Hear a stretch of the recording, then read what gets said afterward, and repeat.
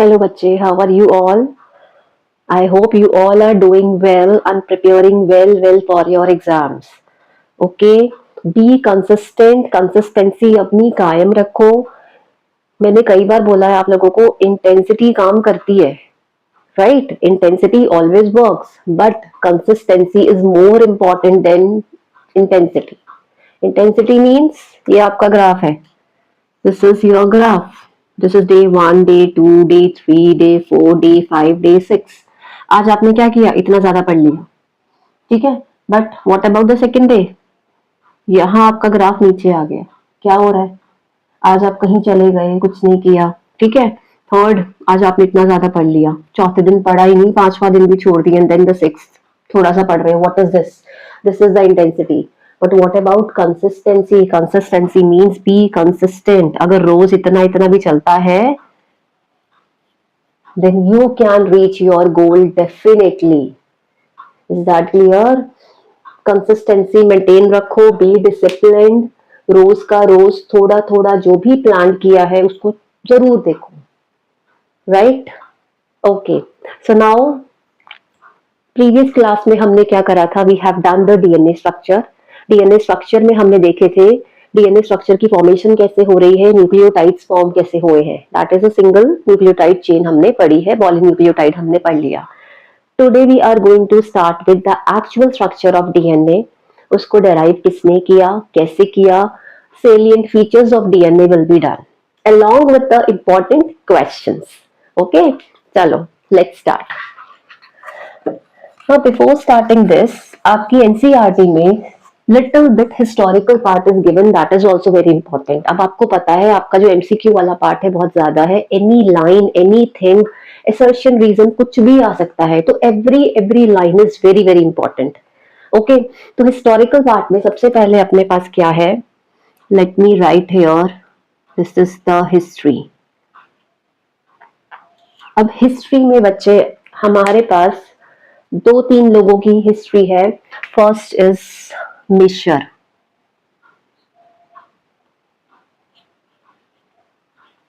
This is Friedrich Miescher. अब Friedrich Miescher ने क्या किया था? फ्रेडरिक मिशर ने डीएनए में उसका एसिडिक नेचर देखा था. Okay, and the term was given nucleic acid. पहले जो टर्म थी हमारी, मिशर ने उसको टर्म दिया था nuclein. Okay, earlier our nucleic acid was called as nuclein. पहले जो टर्म था that was given nuclein, और इसका क्या देखा गया था? एसिडिक नेचर देखा गया. बाद में later on it was termed as nucleic acid. Is it clear? Right? इसके बाद आते हैं दो इंपॉर्टेंट साइंटिस्ट. ठीक है, कौन कौन है वो? Rosalind Franklin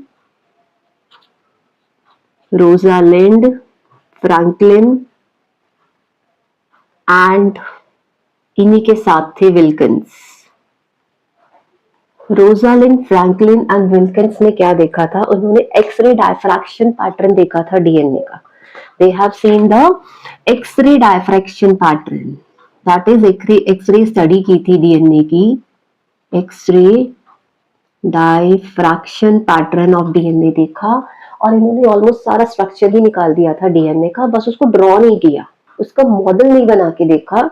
rest was done by them. ठीक है, इन्हें पता चल गया था कि there are two anti parallel strands of DNA. Complementary base pairing है, स्टैकिंग है, ये सब चीजें पढ़ेंगे when we will start with the model of DNA.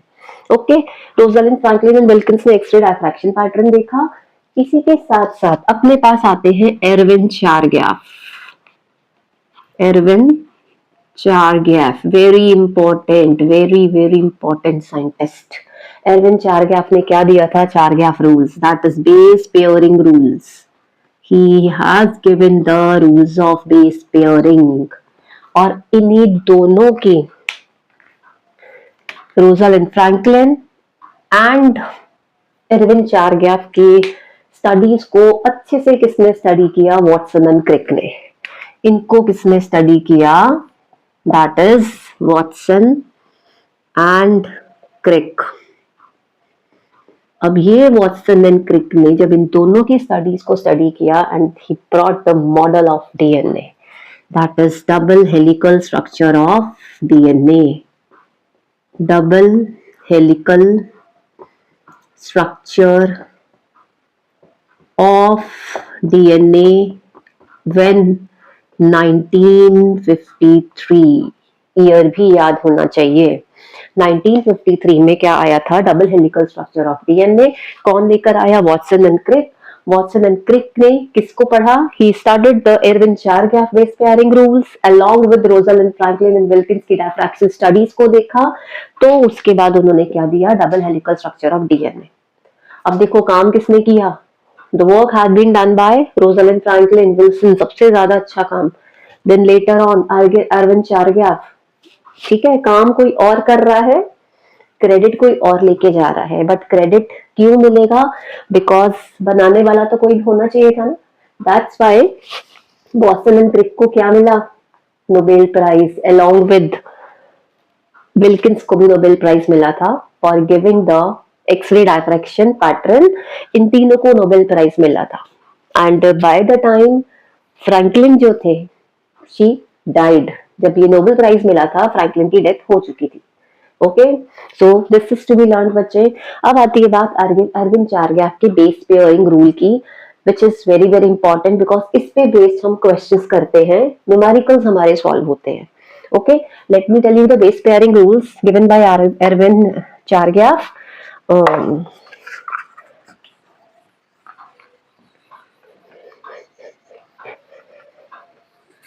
चलो, एरविन चारगैफ ने जो बेस पेयर रूल दिया था, सबसे पहले हमें पता है very first base pair rule is that DNA में जितने नंबर ऑफ प्यूरीन्स होते हैं उतने ही क्या होते हैं? पिरिमिडीन्स होते हैं।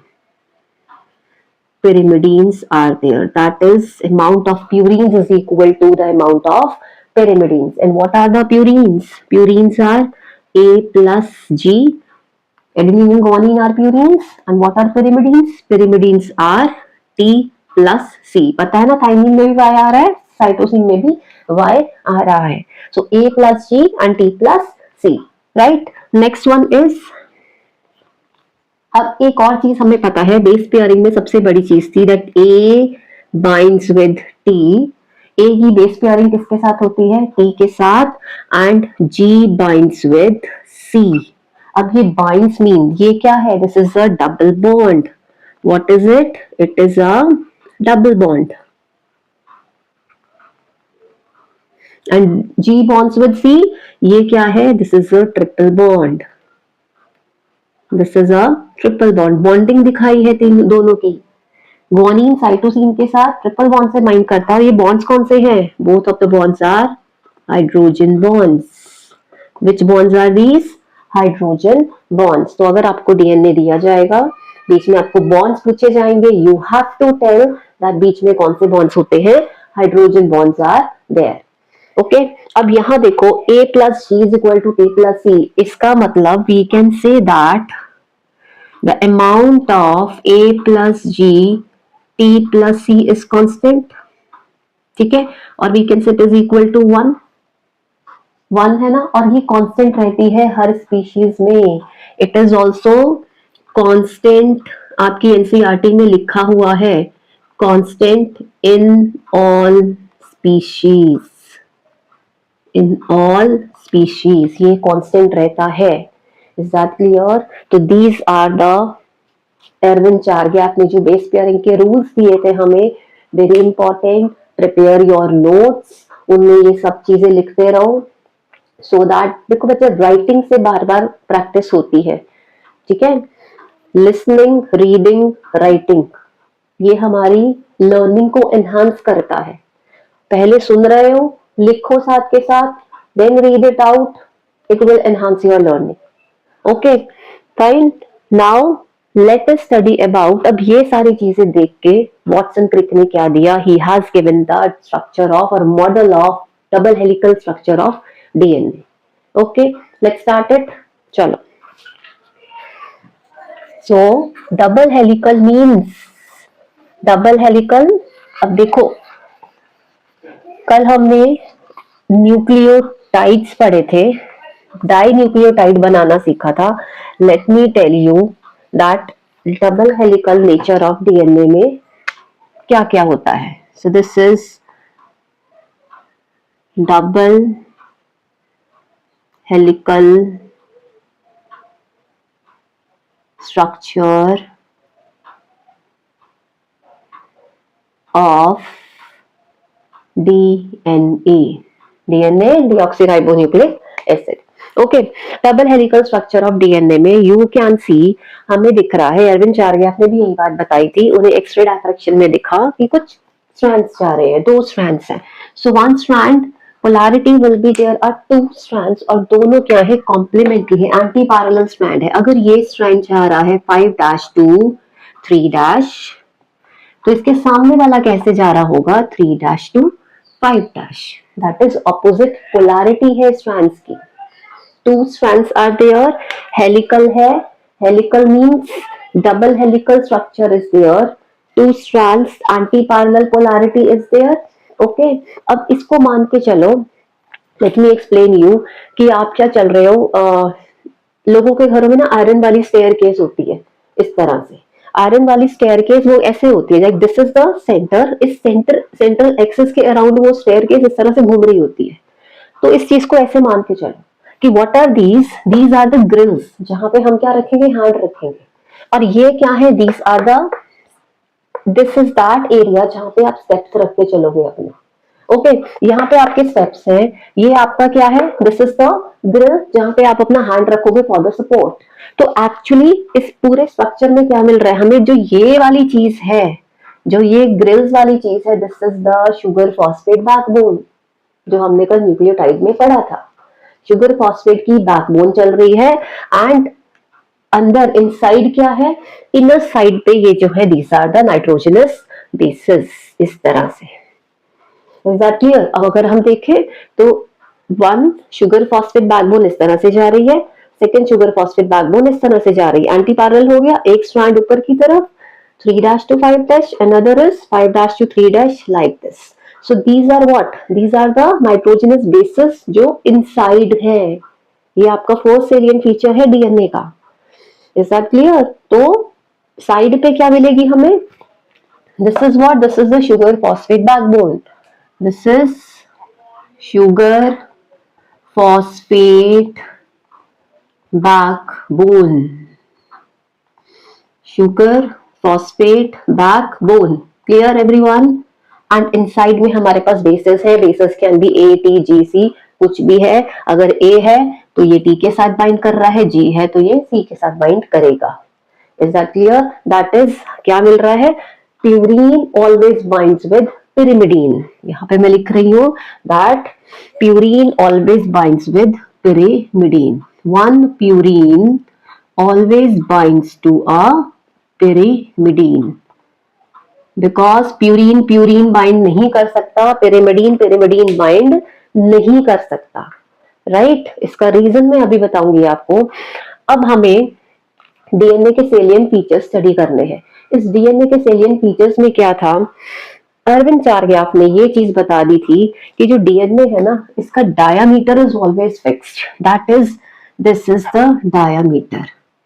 ये इसकी विड्थ है, डायामीटर है, और ये कितना है, इट इज 20 एंगस्ट्रॉम. इसका डायामीटर हमेशा फिक्स रहता है, ये पूरा इसका डायामीटर हमेशा फिक्स रहेगा. ऐसा नहीं होगा कि कहीं से वो वाइड हो गया, कहीं से नारो हो गया. Is that clear? पैरेलल में जा रही है chains, diameter is fixed. Okay, अब राइट हैंडेड हेलिक्स का स्ट्रक्चर है ये. नाउ द थिंग इज, ये अगर हम यहां से टर्न स्टार्ट करते हैं तो ये हमारा यहां जाके फिनिश हो रहा है. Okay, that is, this is a complete pitch. ये एक कंप्लीट टर्न है डीएनए का. तो this is a complete turn, this is a complete turn in DNA. ठीक है? और इस कंप्लीट टर्न में कितने बेसेस आते हैं? There are 10 bases. How many bases? 10 bases आ रहे हैं किसमें? 1 टर्न में. 1 turn is giving how many bases? 10 bases. और इसका डिस्टेंस कितना है? The distance is d is equal to 3.4 nanometre. इसका एक टर्न का डिस्टेंस कितना है? The distance of a single turn is 3.4 nanometre. Clear everyone? Now अब बीच में कितने बेसिस है? 10 बेसिस।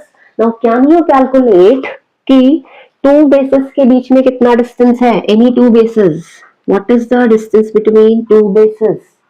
तो 3.4 divide by 10, that is 0.34 nanometre. Is that clear? 0.34 nanometre distance होगा 2 बेसिस के बीच में।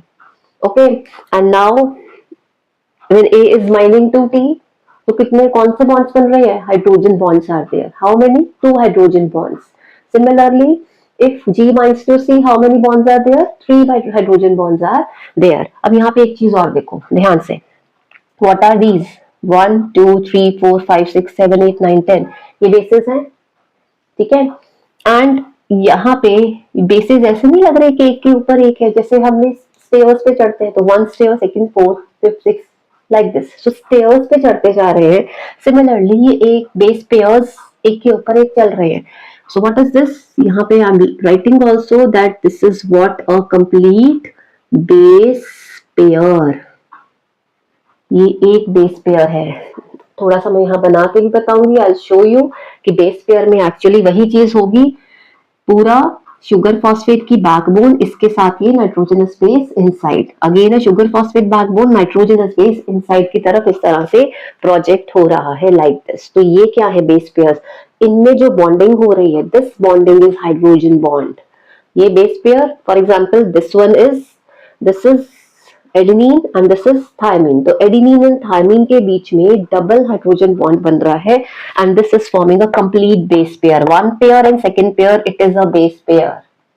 ओके, अगर आपको डाइन्यूक्लियोटाइड बनाना आता है तो उसमें आप ये नहीं बनाओगे, this is not a dinucleotide, this is a base pair. Dinucleotide में हमने वो पिछले वाला डायग्राम करना है, that is a one nucleotide and second nucleotide. वहां पे बेस पेयरिंग नहीं शो होगी, डाइन्यूक्लियोटाइड बनाना आता है पेपर में। ओके, चलो, this is all about DNA. यहाँ पे कुछ ग्रूव्स आते हैं, कुछ एम्प्टी स्पेसेस आते हैं। So this is a small groove, छोटा सा है, so this is called as a minor groove. This groove is a minor groove. Similarly अपने पास एक बड़ा सा आता है, that is a deep pitch is there, this is called as a major groove. Major groove, fine. So this is all about the double helical model of DNA which was given by Watson and Crick. Double helical structure of DNA. अब आपको paper में ये आता है बनाना, draw करना भी आएगा। The question can come in the form of give the salient features of DNA. Okay, और क्या पूछा जा सकता है? अब एक इंपॉर्टेंट क्वेश्चन जो आता है, that what gives the stability to DNA. DNA को जो स्टेबिलिटी मिल रही है वो किसकी वजह से मिल रही है? So there are two things. अब ध्यान से देखो, very first is hydrogen bonding. I am writing here stability to the DNA is given by, number one is hydrogen bonding. Hydrogen bonding. जो हाइड्रोजन bonds है, they are giving the stability to DNA. And second one is stacking. जो ये base pairs की stacking है, stack means again I am telling you, stack means this is one base pair, ये ऊपर दूसरा base pair है, like similarly third base pairs, ये एक के ऊपर जो एक के ऊपर base pairs है, उनकी वजह से भी डीएनए को स्टेबिलिटी मिल रही है। सो दीज टू आर, ये दोनों पॉइंट्स लिखोगे, then you will get the marks. So second is base pair stacking. Base pairs की स्टैकिंग जो है, it is giving the stability to the DNA. Is that clear? Right. So this is all about the structure of DNA. अब क्या हुआ 1953 में Watson and Crick ने क्या दिया, स्ट्रक्चर ऑफ डीएनए दिया. एंड क्रिक ने ही बाद में एक और चीज दे दी थी, that was central dogma. Central dogma हम लोग ने पहले भी करते हैं. Central dogma, it was given by Crick. Central dogma, central dogma इसने दिया है, याद रखना. This is also given by Crick. ठीक है. Central dogma we know that what is central dogma. अपने पास हमें पता है that there is a DNA. DNA की सारी इंफॉर्मेशन किसके पास जाएगी, in the form of RNA. And RNA क्या बनाता है, प्रोटीन्स बनाता है by the process of translation. Clear. So the DNA खुद भी रेप्लिकेट करता है. वी नो दैट डीएनए अपनी कॉपी भी बनाता है. This is called replication. This is called as replication. Then second step is transcription, that is formation of RNA. And third one is proteins, that is proteins are formed by the process of translation. All the information is translated in the form of proteins. This is translation. Clear. अब most organisms में तो क्या है, DNA से RNA, RNA से proteins. But in few cases जब हम viruses में देखते हैं, वायरसेस के केस में फ्यू वायरसेस, नॉट ऑल, जो आरएनए वायरस होते हैं ना, आरएनए वायरस क्या करते हैं, वो आरएनए टू डीएनए भी जाते हैं. They go from RNA to DNA because they have the enzyme. कौन सा एंजाइम है, reverse transcriptase enzyme is there. Because of the presence of enzyme in these viruses which is RNA transcriptase, जो क्या बनाता है, डीएनए बनाता है RNA, and that DNA is called cDNA. okay, so this was all about the structure of DNA. अब questions मैंने आपको बता दिए. एक तो आपको salient features वाला क्वेश्चन आएगा. One will be the structure of DNA. अब बच्चे स्ट्रक्चर ऑफ डीएनए एक और चीज बताती हूँ, ड्रॉ करना है जब आपने स्ट्रक्चर ऑफ डीएनए, तो डीएनए आपने ऐसे ही दिखाने हैं, स्ट्रैंड्स एंटी पैरेलल. मींस ये पैरेलल. बहुत सारे बच्चे मिस्टेक करते हैं, डीएनए का स्ट्रक्चर वो ऐसे बना देते हैं. This is not the structure of DNA. Clear. DNA का स्ट्रक्चर बनाना है दिस फॉर्म. ये देखो, ये दोनों पैरेलल में चल रहे हैं, ये दोनों पैरेलल में चल रहे हैं. So this is the proper way to draw the structure of DNA. So do take care of these things. Fine. अब आती है बात कुछ न्यूमेरिकल्स की based on Chargaff rules. Okay, let's start with that.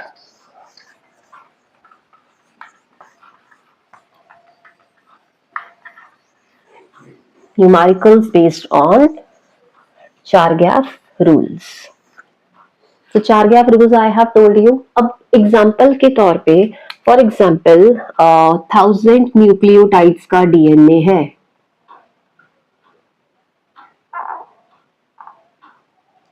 Nucleotides का अपने पास क्या है, डीएनए. ओके, इसमें से from this there are 250 adenines. Adenines are there. Okay, what is adenine? Adenine is a purine or pyrimidine? Adenine is a purine. Now what you have to find, simple आपको बता देंगे, you have to find the pyrimidines.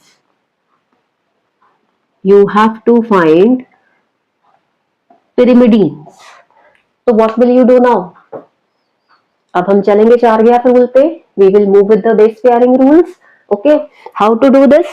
See, 240 adenines are there. We know that adenine bind with, adenine किससे bind करता है? Adenine always binds with thymine. Adenine की base pairing किसके साथ होती है? Thymine की. That means जितने adenine होंगे, that much amount is thymine. Okay, so if 240 adenines are there, if A is 240, then we can say that T is also equal to 240. Okay, A plus T. अब इस पूरे DNA में, in this whole DNA, 1000 nucleotides are there, and we have 240 adenines and 240 thymine. Clear? So if we calculate it, A plus T कितना बना? 240 plus 240, it comes out to be how many? 480. This number is 480. Now what is left? We have to find out G plus C content. तो G plus C कितना बचा? G plus C will be 1000 minus 480. कितना होगा? 1000 minus 480 comes out to be this. Then we have 2 and then is 520. Okay, ये हमारा इतना content निकल गया. Now see, 240 adenines are there, but what we have to calculate? We want to calculate pyrimidines. And what are our pyrimidines? Our pyrimidines are, हमारे pyrimidines कौन कौन से होते हैं? pyrimidine में अपने पास आता है C is the pyrimidine and T is the pyrimidine. pyrimidine में Y होता है, C and T are the pyrimidines. Okay, now the thing is we have to calculate the total amount of pyrimidines. तो अब क्या है? हमें पता है that G is equal to C. तो कितना होगा? और C content भी कितना निकल जाएगा? G or C will be equal to 520 by 2. So this is 260. G and C content अपने पास आ गया 260. हमें किसकी रिक्वायरमेंट है? हमें C and T की रिक्वायरमेंट है. So T is 240. So now we can say that pyrimidines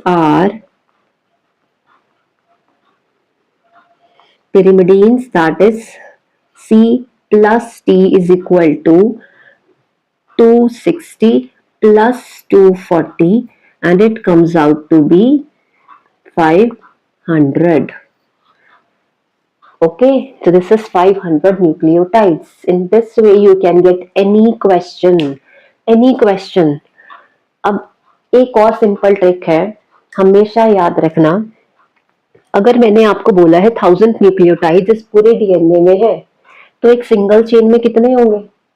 single chain में there will be 500. Okay, and यहां हम क्या निकाल रहे हैं? देखो, purines are also 500 and pyrimidines are also 500. Now अब एक क्वेश्चन आप सॉल्व करोगे. Let me give you the question. उसमें क्या है? Total nucleotides are 1500. Nucleotides I'm giving you how many? 1500. This is 1500 nucleotides are there in DNA. Adenine, let me give you. Adenines are okay, 300 adenines are there. Okay, rest you have to calculate all the pyrimidines. Pyrimidines आप मुझे calculate करके you will give me the answer in the comment box. Is that clear? Right? So this much topic is complete. Next we will continue in our next class. Okay बच्चे, so revise this, prepare it well and do comment me if any shortcoming is there or any suggestion is there, that will be welcomed. I used to read all the comments. Okay, take care, goodbye.